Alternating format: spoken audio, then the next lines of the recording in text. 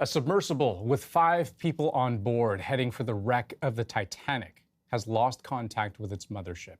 Nobody knows where it is or even whether the crew is still alive. But yesterday afternoon, we got some clues from the U.S. Coast Guard, who may have as little as 48 hours left to find a needle in a haystack. It is a remote area, and it is a challenge to conduct a search in that remote area.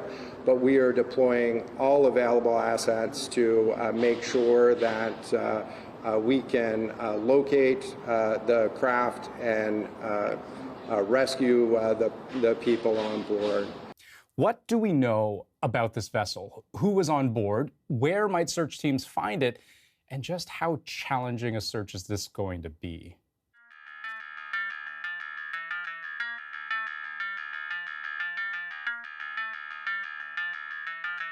The submersible is called Titan. It's a small ship, only about 22 feet long, which is tight for 5 people. One of those people we know is British billionaire, pilot, and explorer Hamish Harding. He had been posting on social media about the trip.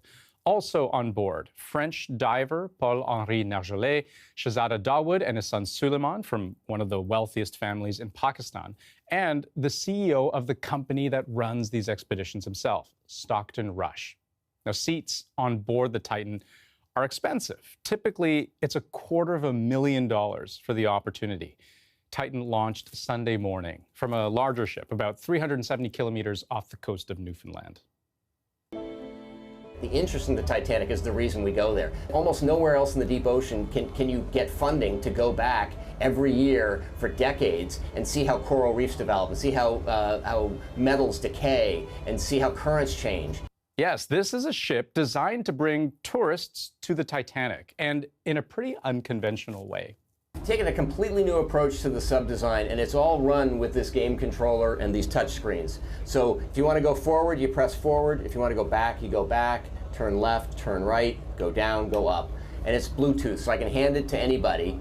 From what we know, Titan had already made this trip several times this year. But let's be clear here, this is a very remote area, and the ocean floor where the Titanic wreckage is about 13,000 feet deep.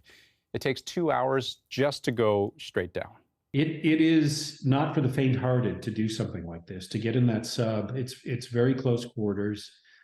You're in it for a long time. You're bolted in from the outside. There's no way out. There's no hatch to get out of it. The problem started about 1 hour and 45 minutes after the submersible began making its descent. Communication between it and the ship it launched from just cut off, which is really bad because from that moment on, command crews on the surface have no idea whether the crew below needs help, whether they're lost, whether other critical equipment has also failed, or whether the ship itself is even still intact. It's the depth, that's the thing. That's the big factor. To get the submersible back to the surface is the big thing. The pressure when you're that deep underwater is enormous, about 4,000 psi, pounds per square inch, which, just to put that in perspective, is like having the weight of a car pressing down on every square inch of the ship. According to OceanGate, that's the company that owns the vessel, there are sensors on board that monitor that pressure, making sure the ship doesn't crumple under the weight. That can theoretically give the crew on board enough time to realize if there's a problem and then rise back up to the surface. But that relies on everything running the way it should. The Coast Guard out of Boston is helping search for a missing submarine that was being used to tour the Titanic. Once OceanGate realized something had gone wrong, it reached out to the U.S. Coast Guard, which began organizing a surface search. That means looking above water. At the same time, we launched a C-130 aircraft to conduct an aerial search, both visual and radar, of the scene. The Canadian Coast Guard is also helping with 2 other planes in the sky. But you might wonder, why look for an underwater vessel above water? Well, 2 reasons. One, remember that all we know is that communication is down. Once that happened, the submersible could have abandoned the mission, rose to the surface hoping to be found. That's the best case scenario. So I've been on numerous searches inshore in a rescue boat. You know, the energy level is high, the adrenaline is through the roof. Everybody is up on deck and on watch, using every available piece of equipment and all eyes. So right now I know there's numerous vessels out there.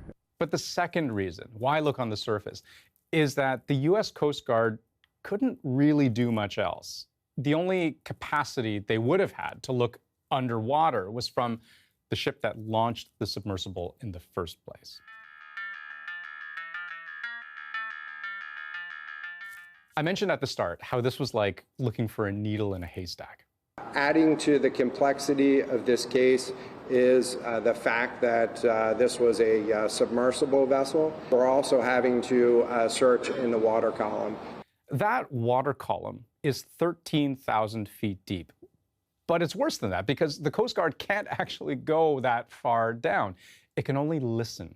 And we're doing that right now with the use of sonar buoys and sonar on the ship that's out there to listen for any sounds that we can detect in the water column.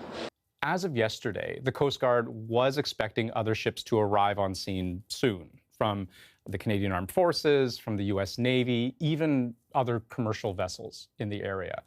Some, the Coast Guard hopes, will have some kind of subsurface capability. But even if you hear something by sonar, even if you could pinpoint their exact location, you might still have to actually go down there and bring them back up.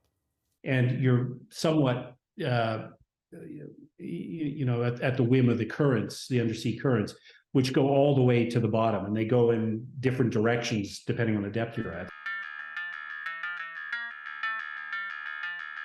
Here's what OceanGate said in a written statement. Our entire focus is on the crew members in the submersible and their families. We are deeply thankful for the extensive assistance we have received from several government agencies and deep sea companies in our efforts to reestablish contact with the submersible. But what they don't acknowledge here is that time may be running out. The submersible only has about 96 hours of emergency oxygen on board. That's 4 days, with 2 days already having gone by. If the submersible isn't already at the surface, the best hope here is that it at least would still have motor control, that it could operate under its own power. I'm very optimistic. Technology available today, you know, it's very high tech. You know, I've been asked, is deep submersible diving safe? I think it's very safe. I dove on a platform, you know, 20 years ago. That platform was used for many years prior to that, and dove many times a lot deeper than Titanic. I'm very optimistic that this will come to a very happy ending, and hopeful that it will. The Coast Guard said to expect more updates, more assets in the water in the coming days. We, and the whole world, it seems, will be watching.